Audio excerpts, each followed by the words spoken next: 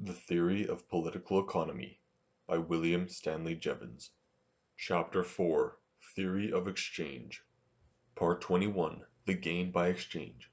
It is a most important result of this theory that the ratio of exchange gives no indication of the real benefit derived from the action of exchange. So many trades are occupied in buying and selling and make their profits by buying low and selling high, that there arises a fallacious tendency to believe that the whole benefit of trade depends upon the differences of price. It is implied that to pay a high price is worse than doing without the article, and the whole financial system of a great nation may be distorted in the effort to carry out a false theory. This is the result to which some of John Stuart Mill's remarks in his theory of international trade would lead. The theory is always ingenious, and, as it seems to me, nearly always true. But he draws from the following conclusion: the countries which carry on their foreign trade on the most advantageous terms are those whose commodities are most in demand by foreign countries, and which have themselves the least demand for foreign commodities. From which, among other consequences, it follows that the richest countries, ceteris paribus, gain the least by a given amount of foreign commerce, since having a greater demand for commodities generally, they are likely to have a greater demand for foreign commodities, and thus modify the terms of interchange to their own disadvantage. Their aggregate gains by foreign trade, doubtless, are generally greater than those of poorer countries, since they carry on a greater amount of such trade, and gain the benefit of cheapness on a larger consumption, but their gain is less on each individual article consumed. In the absence of any explanation to the contrary, this passage must be taken to mean that the advantage of foreign trade depends upon the terms of exchange, and that international trade is less advantageous to a rich than to a poor country. But such a conclusion involves confusion between two distinct things: the price of a commodity and its total utility. A country is not merely like a great mercantile firm buying and selling goods and making a profit out of the difference of price. It buys goods in order to consume them. But in estimating the benefit which a consumer derives from a commodity, it is the total utility which must be taken as the measure, not the final degree of utility on which the terms of exchange depend. To illustrate this truth we may employ the curves in Figure 8 to represent the functions of utility of two commodities.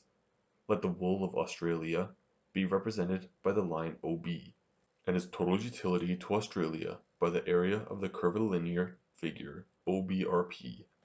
Let the utility of a second commodity, say cotton goods, to Australia be similarly represented in the lower curve, so that the quantity of commodity measured by O1B1 gives a total utility represented by the figure O1P1R1B1.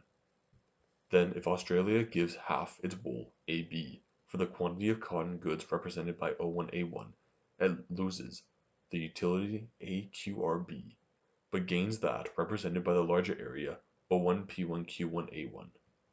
There is accordingly a considerable net gain of utility which is the real object of exchange.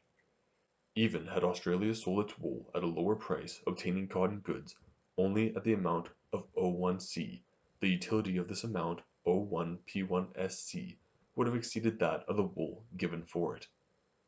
So far is Mill's statement from being fundamentally correct, that I believe the truth lies in the opposite direction. As a general rule, the greatness of the price which a country is willing and able to pay for its productions of other countries measures, or at least manifests, the greatness of the benefit which it derives from such imports. He who pays a high price must either have a very great need of that which he buys, or very little need of that which he pays for it. On either supposition there is gain by exchange. In questions of this sort there is but one rule which can be safely laid down, namely that no one will buy a thing unless he expects advantage from the purchase, and perfect freedom of exchange, therefore, tends to be the maximizing of utility. One advantage of the theory of economics carefully studied will be to make us very careful in our conclusions when the matter is not of the simplest possible nature. The fact that we can most imperfectly estimate the total utility of any one commodity should prevent us, for instance, from attempting to measure the benefit of any trade. Accordingly, when Mill proceeds from his theory of international trade to that of taxation, and arrives at the conclusion that one nation may, by means of taxes on commodities imported, appropriate to itself, at the expense of foreigners, a larger share than would otherwise belong to it of the increase in the general productiveness of the labor and capital of the world, I venture to question the truth of his results.